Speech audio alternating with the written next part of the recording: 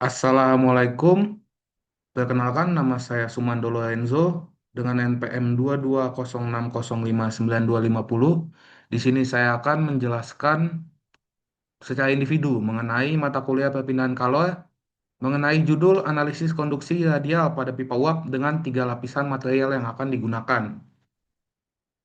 Saya Sumando Lorenzo dengan NPM 22060592250 izin mempresentasikan apa yang telah saya buat soalnya. Kita mulai dari latar belakang dulu. Dalam industri modern, pipa uap panas merupakan komponen krusial untuk transportasi energi termal. Sistem ini dirancang dengan presisi untuk meminimalkan kehilangan panas dan menjaga efisiensi operasional. Nah, apa itu struktur multilapisan? Jadi, struktur multilapisan sendiri bertujuan untuk menginsulasi atau menghambat panas berlebih agar panas yang dikeluarkan tidak mengganggu pada lingkungan sekitar, yaitu ada material pipa konduktif, lapisan isolasi termal, dan lapisan pelindung eksternal. Nah, dia memiliki tujuan selain yang saya sebutkan tadi, yaitu pengurangan heat loss yang tadi saya sebutkan, untuk mengurangi kehilangan panas ke lingkungan sekitar, sehingga orang yang bekerja, terkhususnya mungkin di kamar mesin pada kasus ini, jadi tidak terganggu dan lebih efisien dalam bekerja. Yang kedua, selanjutnya adalah pemeliharaan temperatur, yaitu menjaga temperatur fluida tetap konstan. Jadi, hal ini tuh sangat berpengaruh dikarenakan panas berpindah dari tempat yang tinggi ke tempat yang rendah. Jadi, apabila dia tidak terinsulasi, maka fluida akan panasnya berkurang sehingga efisiensi mesin ataupun efisiensi thermal akan berkurang. Selanjutnya adalah perlindungan mekanis, yaitu tujuan lain melindungi pipa dari korosi dan kerusakan eksternal. Selanjutnya ada tujuan presentasi ini sendiri, yaitu presentasi ini dirancang untuk memberikan pemahaman yang komprehensif mengenai perpindahan panas konduksi radial dalam sistem pipa multilapisan dengan kasus saya angkat yaitu tiga lapisan. Yang pertama dari tujuan presentasi ini adalah aplikasi konduksi radial, yaitu menjelaskan implementasi nyata pada sistem pipa uap industri. Yang kedua adalah karakteristik material, yaitu kita bisa mengetahui ataupun menganalisis sifat thermal dan konduktivitas setiap lapisan dari lapisan-lapisan yang akan kita hitung. Selanjutnya ada distribusi temperatur, yaitu untuk mengetahui dan menghitung dan memvisualisasikan profil temperatur radial itu sendiri. Selanjutnya ada tahanan thermal, yaitu untuk mengidentifikasi dan menghitung tahanan thermal setiap lapisan. Tahanan thermal adalah seberapa kuat material tersebut untuk tidak menyalurkan panas ke tempat yang tinggi ataupun ke suhu yang rendah. Selanjutnya ada persamaan perpindahan, yaitu menurunkan persamaan matematis untuk analisis sistem. Nanti akan kita bahas. Selanjutnya ada perhitungan heat loss, yaitu untuk menghitung kehilangan panas dan temperatur tiap interface. Jadi kita mengetahui berapa panas yang dikeluarkan atau panas yang hilang keluar dari tiap-tiap interface ataupun tiap-tiap lapisan. Nah, selanjutnya ada konduksi radial pada sistem silinder, yaitu konduksi radial merupakan fenomena perpindahan panas yang terjadi pada geometri silinder ataupun pipa, di mana panas mengalir dari radius kecil menuju radius besar secara tegak lurus terhadap permukaan. Nah, ada perbedaan kunci, yaitu berbeda dengan konduksi pada bidang datar, luas permukaan perpindahan panas pada silinder berubah terhadap radius ataupun terhadap diameter pipa yang akan digunakan, ataupun dari ketebalan bahan yang akan digunakan, yaitu untuk membuat analisis menjadi lebih kompleks. Hal ini balik ke permulaan yang sama, yaitu adalah hukum Fourier untuk konduksi radial, di mana hukum Fourier berbunyi Q sama dengan min KA dt per dr, dan ini bisa diturunkan di mana A adalah luas permukaan silinder, yang seperti yang kita tahu adalah 2 pi RL ataupun 2 pi 3,14, yaitu R adalah jari-jari, selanjutnya dikalikan dengan panjang pipa itu sendiri. Sehingga persamaannya setelah diturunkan menjadi Q sama dengan min K 2 pi L dt per dl. Nah, selanjutnya ada persamaan konduksi radial. Setelah kita turunkan, dengan melakukan integral matematis terhadap hukum Fourier, kita dapat memperoleh persamaan perpindahan panas secara paten untuk silinder, yaitu persamaan dasarnya adalah Q sama dengan 2 pi KL T1 min T2 per ln R2 per R1.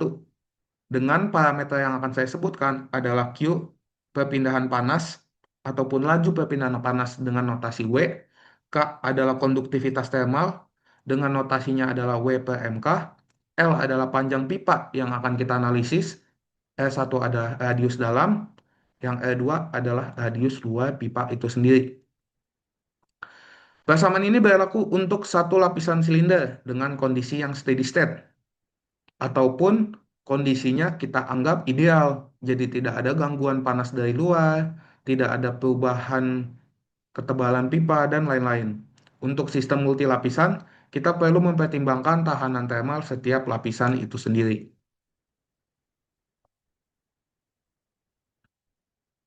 Selanjutnya kita masuk terhadap perhitungan, yaitu tahanan thermal silinder itu sendiri, yaitu definisi tahanan. Tahanan thermal menggambarkan hambatan terhadap aliran panas melalui suatu material, di mana semakin besar tahanan, semakin kecil laju perpindahan panas. Seperti yang saya jelaskan pada video sebelumnya, tahanan ini bagaikan resistor pada arus listrik, di mana rumusnya tadi adalah R thermal untuk tahanan adalah ln R0 per R1 per 2 pi KL. Dan kita menggunakan sistem multilapisan ataupun untuk beberapa lapisan material sehingga panasnya akan menjadi lebih hambat dan panas yang dikeluarkan tidak sangat tinggi untuk ke lingkungan sekitar, di mana kita akan menggunakan sistem multilapisan. Jadinya mencari R total, yaitu R1 plus R2 plus R3 dan seterusnya, dengan kita bisa mendapatkan rumus heat flow total ataupun Q dengan T1 min Tn per R total. Kita akan menganalisis tiga lapisan. Yang pertama adalah lapisan 1, lapisan 2, dan lapisan 3. T1 ke T2, T2 ke T3, dan T3 ke T4. Nah, selanjutnya untuk memenuhi apa yang diinginkan untuk tugas ini, kita akan mengetahui aplikasi secara real ataupun secara nyata dari industri. Pipa uap dengan sistem isolasi multilapisan digunakan secara luas dalam berbagai sektor industri untuk transportasi efisiensi energi thermal, di mana yang pertama ada penggunaannya pada pembangkit listrik, di mana transportasi uap dari boiler ke turbin untuk pembangkitan listrik. Selanjutnya ada boiler industri, yaitu untuk pemanasan dan distribusi uap untuk proses produksi itu sendiri. Selanjutnya ada industri kimia, di mana proses reaksi thermal dengan kontrol temperatur yang presisi. Selanjutnya, hal-hal di sekitar kita ada industri makanan, di mana dia berguna dalam pasteurisasi, sterilisasi, dan proses pemanasan makanan. Dalam presentasi ini, kita akan menganalisis sistem dengan 4 lapisan material untuk memahami distribusi temperatur dan heat loss. Jadi, karena di sini menggunakan susunan material 3 lapisan, sistem pipa uap dirancang dengan 3 lapisan material yang memiliki fungsi spesifik dalam perpindahan panas. Yang pertama adalah lapisan 1, yaitu adalah fluida itu sendiri. Yang kedua adalah lapisan 2, pipa baja karbon, di mana dia sebagai material struktural utama dengan konduktivitas tinggi untuk transportasi fluida. Fluida uap panas ini sangat tinggi temperaturnya, sehingga dia mengalir di dalam pipa. Yang ketiga ada insulasi fiberglass, yaitu material isolasi dengan konduktivitas rendah untuk mengurangi heat loss. Dan selanjutnya ada lapisan pelindung PVC ataupun lapisan eksternal untuk perlindungan mekanis dan korosi. Jadi 4 lapisan yang dimaksud di sini termasuk fluidanya juga. Tapi sesuai judul kita akan menganalisis implementasi tahanannya pada lapisan pipa baja, lapisan insulasi, dan lapisan pelindung PVC. Di sini kita perlu mengetahui langkah pertama adalah mengetahui sifat thermal dari material yang akan kita gunakan. Konduktivitas thermal merupakan parameter kunci yang menentukan kemampuan material dalam menghantarkan panas. Nilai K yang kecil menghasilkan tahanan thermal yang akan besar. Jadi semakin kecil nilai K-nya, dia akan menghasilkan tahanan termal yang lebih besar. Yang pertama kita akan menggunakan yaitu adalah pipa baja karbon dengan konduktivitas termal 45 W per MK, di mana material konduktif dengan konduktivitas yang tinggi untuk transportasi efisien panas dari fluida ke dinding pipa. Selanjutnya ada insulasi yang akan kita gunakan yaitu adalah fiberglass dengan konduktivitas thermal 0,035 W per MK, di mana material insulasi dengan konduktivitas sangat rendah memberikan tahanan thermal dominan dalam suatu sistem. Jadi ini adalah penyangga utama ataupun tokoh utama dari bagaimana dia bisa terinsulasi. Selanjutnya ada lapisan PVC di mana konduktivitas thermalnya adalah 0,19 W per MK dan material pelindung dengan konduktivitas menengah untuk perlindungan eksternal dan estetika ataupun melindungi dari lingkungan. Selanjutnya ada perbandingan konduktivitas. Konduktivitas baja karbon 1285 kali lebih tinggi dibanding fiberglass, menjadikan isolasi sebagai komponen krusial dalam sistem seperti yang saya sebutkan. Di sini kita akan masuk ke contoh soal ataupun ke geometri dan tahanan thermal yang akan kita gunakan dan pengaplikasiannya serta perhitungannya. Yang pertama, pasti kita harus mengetahui geometri sistem. Sistem pipa yang akan saya gunakan terdiri dari 4 lapisan konsentris dengan radius yang sangat berbeda. Heat flow terjadi secara radial dari dalam keluar karena fluida panas.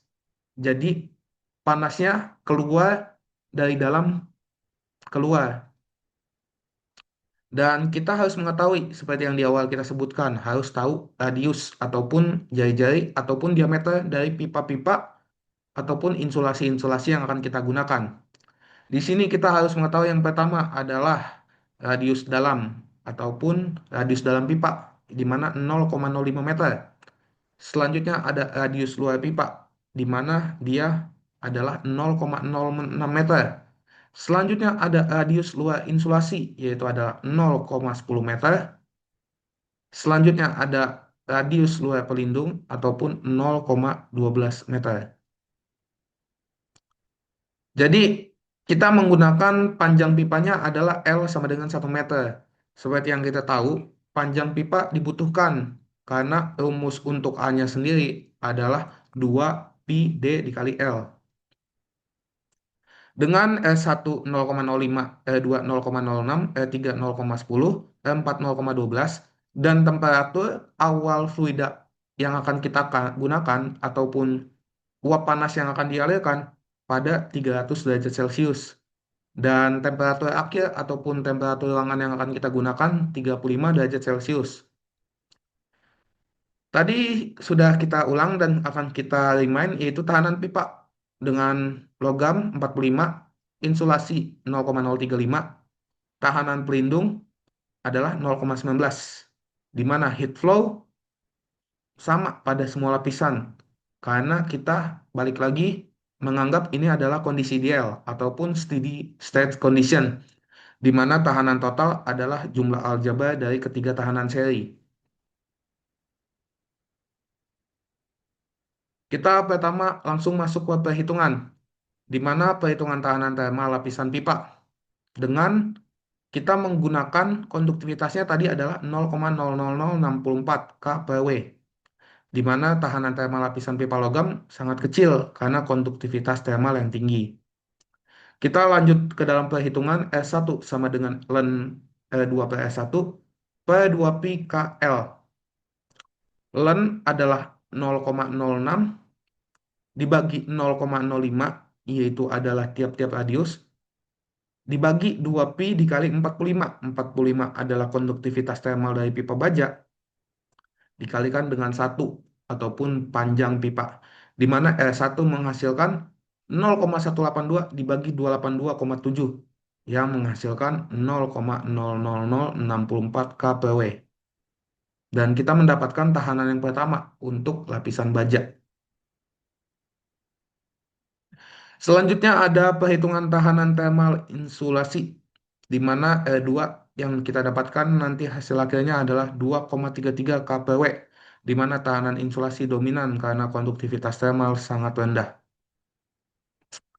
Jadi kita masuk ke perhitungannya adalah R2 sama dengan ln R3 per R2 per 2pi K2L. Kita masuk ke dalam perhitungan R2 sama dengan ln dikali 0,10 dibagi 0,06 dibagi 2pi dikali 0,035 dikali 1. Yang menghasilkan R2 adalah 0,511 dibagi 0,219 yang menghasilkan 2,33 K per W.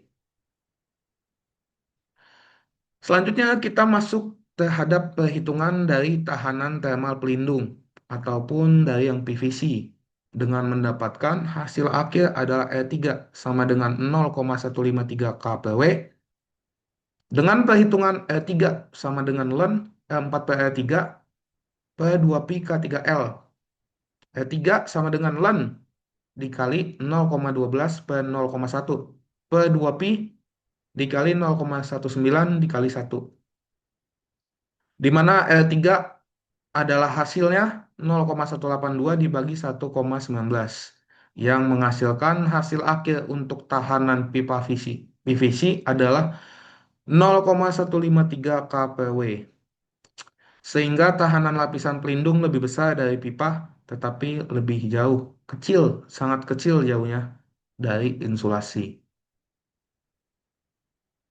Sehingga kita akhirnya mendapatkan summary ataupun rapel dari tiap-tiap tahanan thermal total sistem yang kita gunakan, yaitu adalah tahanan pipa 0,000064, tahanan insulasi 2,33, tahanan pelindung 0,153, dengan tahanan total yang kita dapatkan adalah 2,483, di mana penyumbang paling besar untuk tiap tahanan berasal dari insulasi yang kita gunakan ataupun lapisan kedua. Dengan tahanan total menentukan heat loss system, insulasi menyumbang dengan saya perhitungkan 94% dari tahanan total yang dihasilkan, yaitu di angka 20,33 banding 2,483, yaitu adalah 94%-nya. Selanjutnya kita masuk ke dalam perhitungan, karena kita ingin mengetahui juga, yaitu adalah heat loss, ataupun panas yang hilang, dan temperatur tiap interface, ataupun temperatur di tiap-tiap lapisan, ataupun interface-nya. Yang pertama adalah heat loss Q sama dengan T1 min T4, ataupun suhu awal dikurangkan dengan suhu akhir, di mana suhu awalnya adalah 300 min 35 per 2,483 dari air total, sehingga menghasilkan Q ataupun heat loss sama dengan 106,7 W per M. Selanjutnya kita menghitung juga interface, yaitu adalah lapisan-lapisannya. T2 sama dengan T1 min Q kali R1. T2 adalah suhu awal 300 min 106,7 dikali 0,00064, sehingga T2 mendapatkan adalah 299,93 derajat Celcius. Sangat-sangat rendah pengurangan suhunya. Selanjutnya ada T3, di mana kita mau mengetahui adalah suhu dari lapisan yang ketiga, yaitu T2 min Q R2. T3 adalah suhu awalnya tadi dari lapisan baja 299,93 min 106,7, ataupun heat loss-nya 2,33, di mana T3 sama dengan 51,3 derajat Celcius. Pengurangan suhu yang sangat signifikan pada lapisan insulasi, di mana turun hampir menjadi 50 derajat Celcius. Nah, di sini kita masuk ke dalam kesimpulan analisis, di mana konduksi radial. Heat flow terjadi secara radial melalui 3 lapisan material dengan konduktivitas yang berbeda. Setelah kita hitung tadi, heat loss system adalah 107 W per M, cukup rendah untuk aplikasi industri dengan insulasi yang efektif. Jadi heat loss yang kita gunakan insulasinya sangat efektif. Tahanan dominan ataupun siapa material yang paling menginsulasi disumbang dengan 94% ataupun 2,33 kPW oleh insulasinya itu sendiri dari total tahanan sistem. Selanjutnya, efektivitas insulasi, di mana insulasi sangat efektif mengurangi kehilangan panas, menurunkan temperatur dari 300 derajat Celcius menjadi 51 derajat Celcius. Jadi, insulasi yang kita gunakan sangatlah efektif.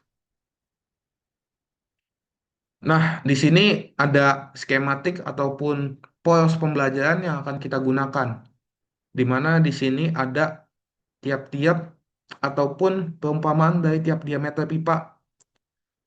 Jadi, kita yang pertama kita harus mencari tahu di mana lapisan-lapisan yang akan kita gunakan, yaitu ada R1, R2, R3, dan R4 ataupun T1, T2, T3. Sehingga kita bisa menghasilkan grafik ataupun profil diagram yang menunjukkan bahwa suhu mengalami keturunan yang sangat drastis. Seperti gambar kanan, di mana keturunan paling drastis disumbangkan oleh R2 ataupun insulasi itu sendiri.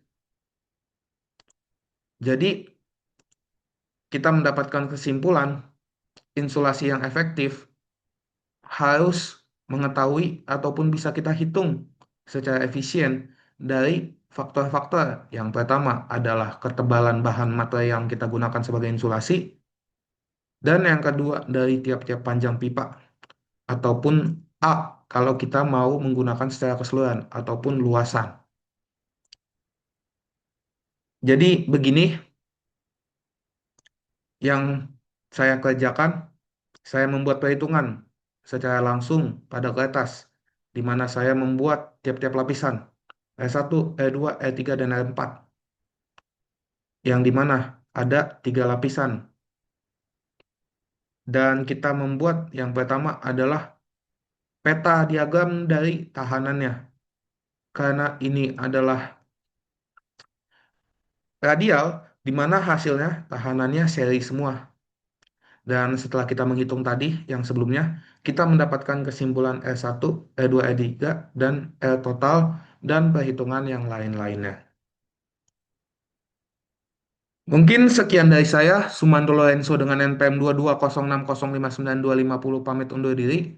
Kurang lebihnya mohon maaf apa yang saya jelaskan jika ada salah. Saya pamit undur diri.